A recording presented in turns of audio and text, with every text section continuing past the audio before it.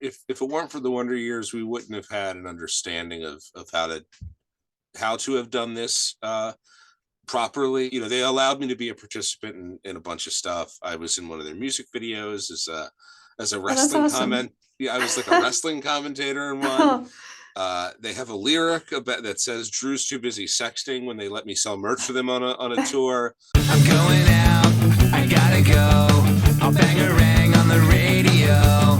So turn it up, I'm telling you. I think I'm ready for something new. Hi, I'm Noelle, the host of Pop Punk and Pizza, and today I'm joined by one of the members from I Call Fives, Drew. How are you? I'm doing pretty well. Please ignore my aviation style, coming in for a landing headset here. Oh, I've still yet to master the speakers and working microphone thing, and I have to probably get on that. no, yeah, there's a lot of different, equipment you can use, but yeah, as Well, long as you can hear me, that's it's all good. tough. I can't. It's tough. There's just sometimes like this is where I work more times than not during the week. So like if ever I'm like in a situation where it's like a video call, I'm like, oh no, I have to Yeah. put on this green. Like there's a lot Yeah, of green I got going on. mine too. It's not Yeah, great, but it gets the job done. So yeah, hey, it's a pleasure to meet you, and thank you for having yeah, me. you Last too. time Yeah, I spoke with Jake, and it was a delight. So it's so cool to be back, yeah, and for thank sure. you This is again. awesome. So, where are you from?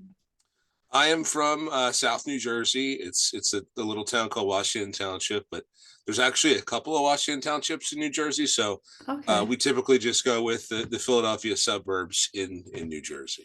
nice. So, what made you decide that music was something that you wanted to pursue? Well, when I was truly pursuing it actively, so we had just finished high school. The myself and the guys I'd start the band with.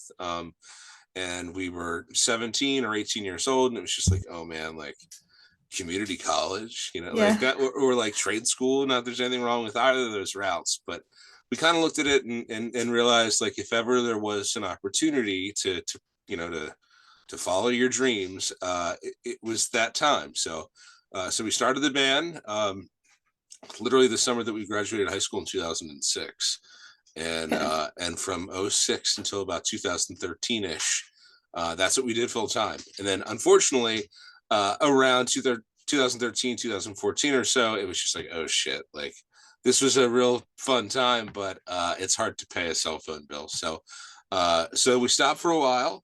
And then the pandemic thing happened, or is yeah. still happening, of course. And so we had some spare time. We figured why not just try and remotely work on some songs, and that led, one thing led to another, and now we have a release coming out on Friday, and we're playing our first shows in many many years. So it's pretty fun. Yeah, that's awesome. And so you mentioned you took a hiatus.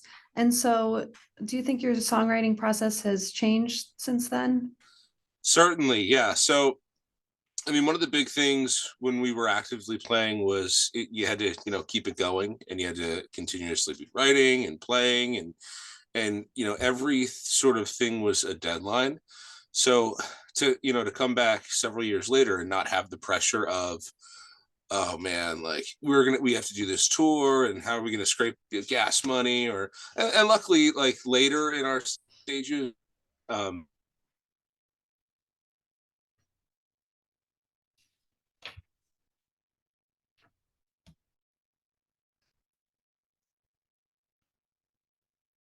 throughout most of our course, it was always a bit of a struggle, just to literally, put gas in the tank. And I mean, we did have a long going thing where we would call, like we'd call Chick-fil-A on tour, we'd call Chipotle on tour, and we would tell them that we were a Christian rock band. For some reason, that was a thing.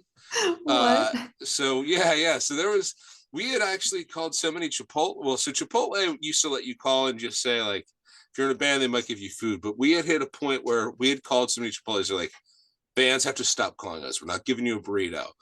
So Yeah. we kind of, we tried to get smart with it. We were like, all right, Chick-fil-A, Christian. Maybe they'll, if we say we're a Christian rock group. So we did that. Same thing with like YMCA. Like if we didn't stay, because oftentimes we weren't staying in like a hotel, we'd sleep in the van. Yeah. So we smelled. So we would call the YMCA and tell them, because they're Christian, we'd say, "Oh, come on, we're a Christian rock band. We're here for it." And this, luckily, a lot of times was when people didn't have smartphones, like 2009, 2010. Yeah. Not everyone was walking around with an iPhone to fact check that we were not, in fact, a Christian rock band. So with all that said, without the pressures of finding your next shower or next meal, it was really great to just be able to focus on writing some songs and sort of getting, getting ingrained in just like enjoying that process without the monetary or the deadline stuff, or again, like what's our next tour or what's our next release going to look like, all those sorts of things. So I think, especially vocally and lyrically, we were able to kind of touch on some stuff that maybe we hadn't touched on before or as seriously, and it wasn't just like pop punk band, insert lyrics here, and it was more of us telling a story that we never really had a chance to do. So it was pretty fun. Yeah. So your mindset is kind of like different now. Oh, it's sure. I mean, well, so when we started, I just turned 18, so I'm 34 years old now. Yeah. I feel like when you say you're 34, like you have to end it in years old, right? It's not just like, I'm 24. No, I'm 34 years old. So so certainly everyone's mindsets are a bit different, and families and careers and all those sorts of things. So to be able to look at this as just a really fun opportunity to try your best, it was refreshing, and it was something that we had never really been able to do before. Yeah. And so how did you come up with your band name? So many years ago, we were called Remedy, and luckily this was before, like, if you just typed into Spotify or Apple Music, like, you would know immediately, like, oh my god, like that name is taken. Yeah. But we'd still typed in, and this is the point of like Pure Volume and things from Stone Age stuff, but we typed it in and there was a lot of remedies. Actually, there was like a rapper named Remedy that was doing pretty good. We're like, Yeah. shit, it can't be called Remedy. And a friend of ours just said, what if it was called I Call Fives? And that was a phrase for when you get up from your seat, if you call fives, nobody can take your seat for 5 minutes. And Okay. the number thing was 741, Blink-182, but then even there was sort of the resurgence of the number thing around when we did this in 2000. So we were Remedy from 2006 to 2007. And then 2007 we changed, but 4 Year Strong had become, we were big fans of. We're like, well, 4 Year Strong, I Call Five. So it all sort of made sense, and it worked out that way. Yeah, a lot of bands have like 3 words in them, so I can see how you thought it would kind of like. Oh, it definitely strangely fits. though, so anytime that, especially like if you tell a neighbor or a cousin, I Call Fives has never like really rolled off the tongue. That they're like, huh? You what? Yeah. They know it's one of those weird, because I mean, how many bands are I to do something? There's several, but it just sounds a little goofy, I think, upon first hearing it. Yeah. Cool. So what artists or bands inspire or influence you in your writing songs? Well, so we're in that kind of weird bunch where, when we first got together, it was like the Starting Line and Newfound Glory and Blink-182, Green Day, Midtown, bands like that. And that from 2006 to 2013 was kind of our calling card. Like, we liked those sort of those bands. In retrospect, like, they weren't even, with the exception of like Blink and Green Day, let's say, but the Starting Line weren't that much older than us. But when we were 18, they were, let's say, 22, and it's like, oh my god. So so those sorts of folks inspired us early on, and then we kind of just stayed to that brand of style. Like, we didn't really get the chance to sit down and say, well, like, let's take this deeper, and certainly bands get the opportunity to do that. I think say Fireworks for Michigan, they just put out a new record where, like, every record, they had taken a long break, but every record they had always sort of done something differently, and you could see a maturity. Admittedly, we were never really seeking that maturity, because we were just like, hey, like, this is the way we like to play it, and it goes like this. So a lot of the early pop punk, the Drive-Thru record era, that 2000s era pop punk, that's what kind of led us to our style. Cool. Yeah, and I can definitely hear those influences in your music. So you have a new single out now called Honest and Only. And can you tell me what that song is about and what made you decide to write it?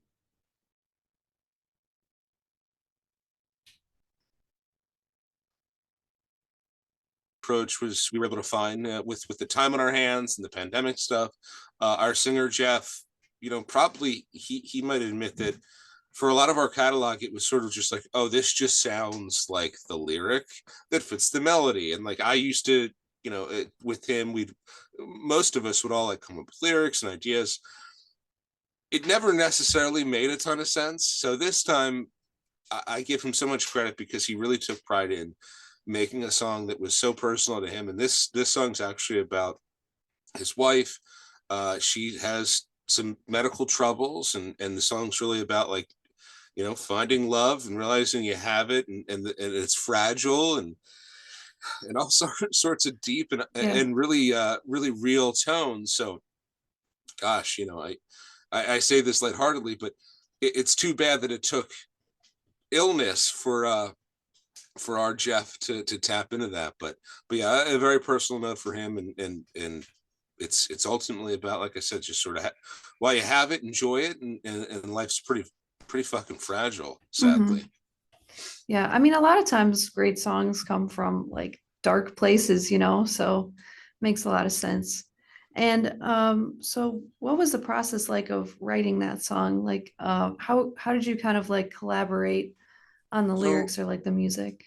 so this is one of the times where, again, like previously it was such a collaborative effort, lyrically and with melodies, and I always tried to kind of hang my hat on that. But we wrote this, our guitarist Ant and myself, somehow I think it was just like during the pandemic in his living room. We Mhm. wrote the song, and we were separate from Jeff. So we had initially kind of tried to do this thing like, vocals by committee, where we all wrote some stuff. And I don't think Jeff necessarily loved that process. Mhm. And he came to the table. And this was, again, like, then he told us what it was about, and the hook was there, and the content, and the heart of it was obviously there. And we said, well, shit, like this is what we've kind of been yearning for, because again, like we sort of, I don't want to discredit our catalog, but like at times it was like you're shoehorning just a lyric to fit a melody just because, and it's like, oh well, that sounds appropriate, Yeah. but it didn't necessarily have the meaning or the strength behind it. So when he came to the table with that, after hearing the music that we had written, we were, we knew it was the right play. Yeah. So what has been your favorite venue to play at so far, or which one would you really like to play sometime in the future?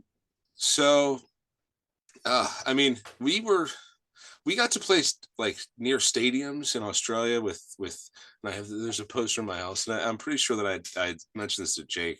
But so we played a fest called Soundwave in Australia, which is sort of like their Warp Tour and Yeah. their like Ozfest all rolled in one. It's now Mhm. defunct, but on that tour, like we were playing the biggest venues of Australia, which just Wow. doesn't, if you think of our band, you're probably not thinking of large Australian venues, right? Yeah. So that was a real treat. But outside of that, we in our home area of Philadelphia, we've played some of the bigger venues in the Theater of Living Arts. We've played the Trocadero, and we're playing Underground Arts on Friday night. So playing those Cool. local spots that like we went to, younger now. Some of those weren't always there, but we've also played a venue called the First Unitarian Church, which is like a big spot for me coming up.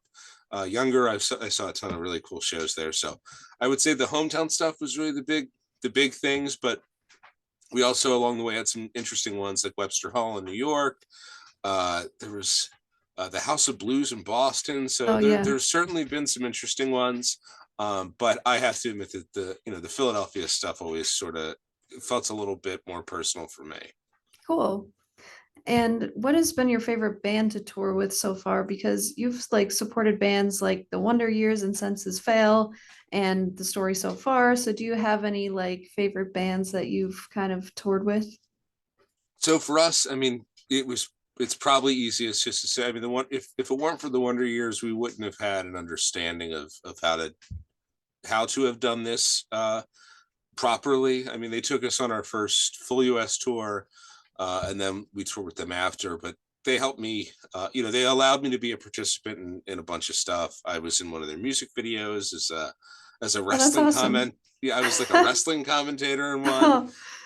They have a lyric about that says Drew's too busy sexting when they let me sell merch for them on a tour.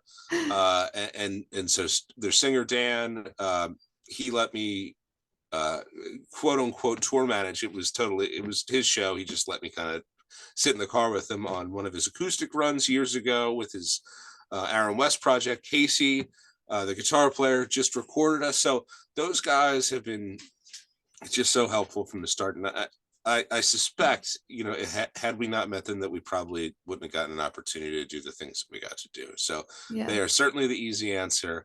But the World Tour was wild. Some of those festival supporting things were wild. Story So Far, believe it or not, technically supported the tour, and we and a band called We Are the Union were the headliners. But on that tour, Yeah. Story So Far started to become so clearly popular that we're like, oh my gosh, I guess we'll open for them now. So so we witnessed that. We did that early on with Real Friends. We played with state champs early on. So seeing folks like that, do so well so early was also rewarding, because it's just cool to see. The Dangerous Summer was a really fun tour to support, but ultimately, it's as cliche as it is for me. I do owe it to the Wonder Years significantly. That's awesome. I'll have to look up that music video that you're in later. It's called Melrose Diner. Cool. I'll definitely look it up. So do you have any jobs or hobbies outside of making music? Oh, well, so yes. So I love these questions because they typically work for most bands, but my job outside of music is my actual job. I work for the federal government dealing in contracts. It's totally not fun, and we're not going to talk about. But so for any of you youngsters out there, there might become a time where, maybe that's really why I bring this up, is what was so difficult for us is we were in a time where we had two options. It was you either tour full time or you're not, or you're dead. So Yeah. nowadays, I mean, there's folks that can hold remote jobs or jobs where they only go in so often, and they can also balance the band and the music life. But again, when we were active, that really wasn't an option. So that's why, yes, in 2013, which is really, I think, when things started to change, and the online presence of things certainly affected, the game. That, I think, was probably the beginning of that sort of thing. But for us, that was like, what was the end of it? So I finished college and I got a desk job like my father before me, like a sucker. So that's what I do. But it's been a real treat to kind of dip my toe back in this lifestyle, and it's just been fun to see again. Even with the bands we just spoke about, I mean, those bands are all still playing, which is really cool to see. Yeah, for sure. And you've released projects with Pure Noise Records and No Sleep Records, and you've recently signed to Smart Punk Records. So how's your journey with record labels been, and how did you decide to sign with Smart Punk? Well, if I could say anything, Smart Punk's probably due to become really successful, because we typically are there at the beginning of the journey, right? So so we got lucky. No Sleep we actually met through the Wonder Years, but we were only with them for a brief stint. But Pure Noise, they weren't the label they are today when we met Jake and we signed with them. They were relatively small. They might have had I don't know, like 15 releases under their belt. So I think that was just a product of us being lucky that the people that reached out to us when we were so active actually happened to be really good at what they were doing. And that in turn is what led them to be so successful. Now, when we watch it now from afar, we're like, oh my God, like they have, like Pure Noise, for instance, has everybody. No Sleep is a seriously established label that's been in it now for 15 years and has continued to do it. So it's awesome. And really, when we started to get back to it, we knew Matt from Smart Punk, and we just figured, well, something tells me that the pure noise of the world or the maybe it's not the best fit because of our inability to, actively tour and the level that, realistically we're at. And Smart Punk was willing to, to back us for this release, and they were nothing short of helpful and resourceful. So it's worked out very well. And if three's a charm, then they're due to become a really big, huge, successful record label, all thanks to I Call Fives. Yeah, awesome. So you have an EP coming out tomorrow called Not For Everyone, which is super exciting. And by the time this interview is uploaded, it's already going to be out. So that's cool. So what was the process like of creating it? Because like you mentioned, you worked with Casey Cavaliere from the Wonder Years on it. So what was that like? It was cool. Yeah, I mean, a lot of times when we worked with folks, we kind of had the bones and the structure of the songs, and it wasn't necessarily so it's called the pre-production aspect, where you really kind of cut it up and stuff. Previously, we didn't really spend a lot of time cutting, chopping the songs up and saying, well, what if you do it this way instead? And to Casey's credit, I mean, he really there's at least 2 songs where he totally changed the dynamics of it. So it was weird again because of the remote aspect, but he was just so helpful. And there's things, and that's why I was like, well, I don't do this. This isn't my profession. And I was like, well, what is this called when I do this thing? I was like, well, that's called XYZ. So his knowledge, and his songwriting capabilities, again, they were probably, I would be overshadowing or undershadowing like how good he was with some of the technical stuff. So he really made the songs a whole lot better. And just kind of revisiting a friend that you hadn't interacted a whole lot with in like 10 years was really fun in its own right. So it was a real treat working with him. Yeah, that's so cool. And are there any like major themes on this EP or any overall concepts or ideas that the songs are about? No, I mean, so I think it is just more about a personal sort of approach for guys that hadn't done it in a while. So again, like Jeff got to touch on relationships more. I mean, the the title track is called Not For Everyone, and I think he was able to kind of hone in on some inward reflection there. Again, it's one of those things where I think a lot of bands, it's always just been like, all right, well, what just sounds appropriate? And this was the first time where I can honestly say we sat down and it wasn't about like, how do we fit lyrics to this melody? It was instead like, how do we make these lyrics fit the song? And so it was cool. So I can't really give a 1 or 2 line, tagline that supports it, but it was, this is the most honest and genuine that our singers has ever been. And I think it's really shown. Cool. And what song from the EP are you most looking forward to playing live? Well, so honestly, that's the other part that's been weird. So all of the songs not from the EP, the muscle memory is just there because we played them for 7 years regularly. Right. There were years where we had played at least 100 shows, like that happened. So I could play some of these songs in my sleep, maybe as a nightmare. I don't know if I want to call it a dream. But I think I'll most enjoy Honest Only, the first single track. Cool. Yeah, that's a good one. So is there like a specific message that you hope people get from listening to your EP, or like what do you hope people get out of it?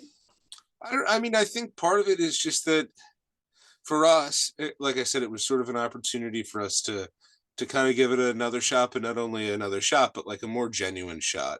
Like I said, like when we were coming up and so actively trying to succeed, we were very much driven by, what's that hit song, or how do we get on that tour that's going to make us?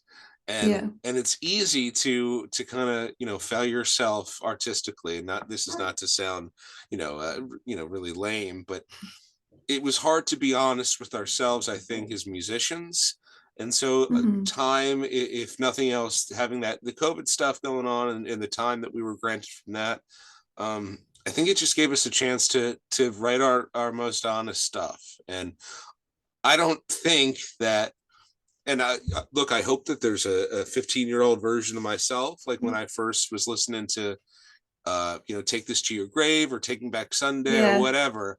I hope that person's out there. But I don't necessarily know that this record's going to find them. Instead, it's probably going to find folks that know the band already.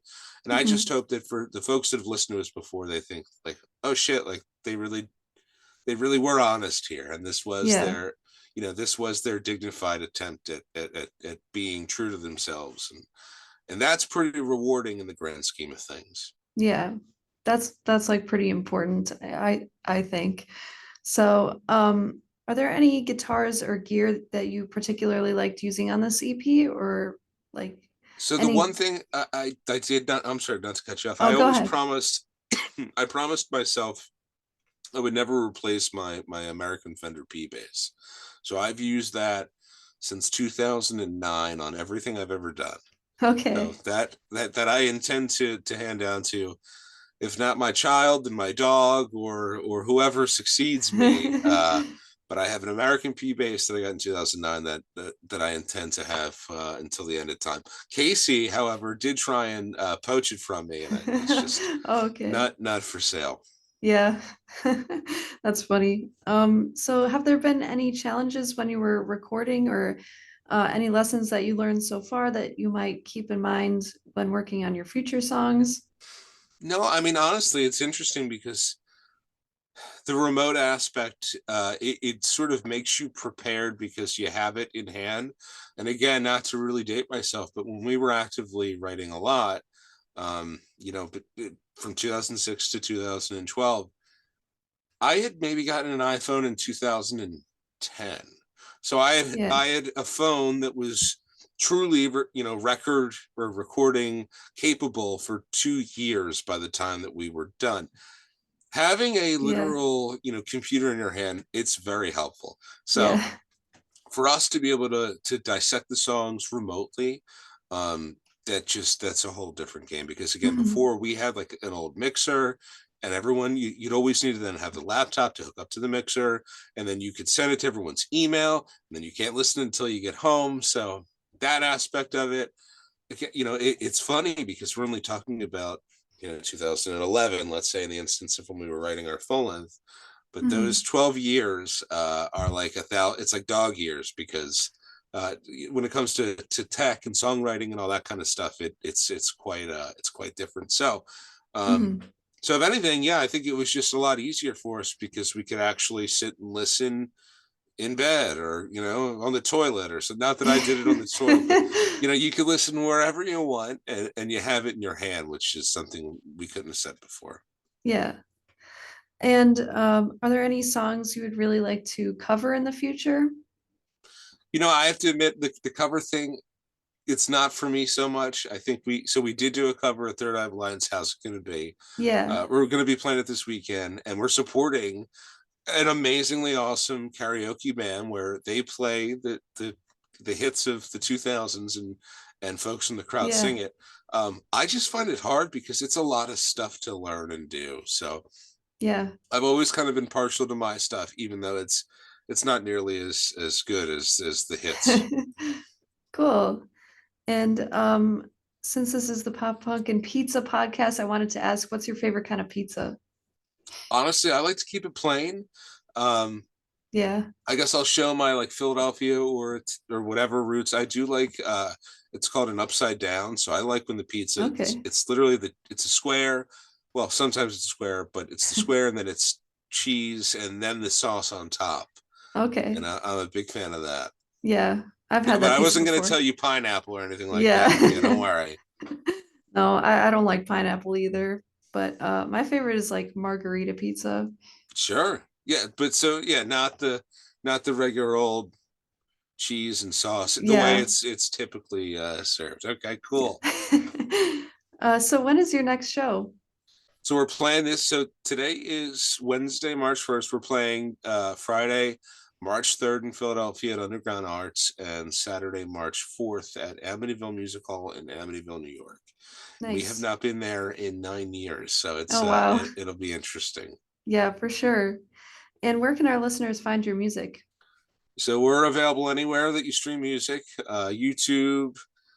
I think we're still on MySpace, but I don't think that they stream music on there. Yeah. But yeah, Yeah. Facebook, you name it, it's on there. So if you get a chance, all we can do is thank you. Nice. And anything else you'd like to plug or mention before we go, like No, social this is media or it. anything? So it's not for everyone. It's out March 3rd. And again, hey, thank you guys so much. I'm Yeah, such of a fan. The course. podcast is so good. The production that you folks do, it's so enjoyable. So thank you Well, for your thank you. time. Yeah, thank you. It was really nice meeting you and talking to you. Oh yeah, likewise. Hey, hello, it's nice to meet ya. Hey, come in.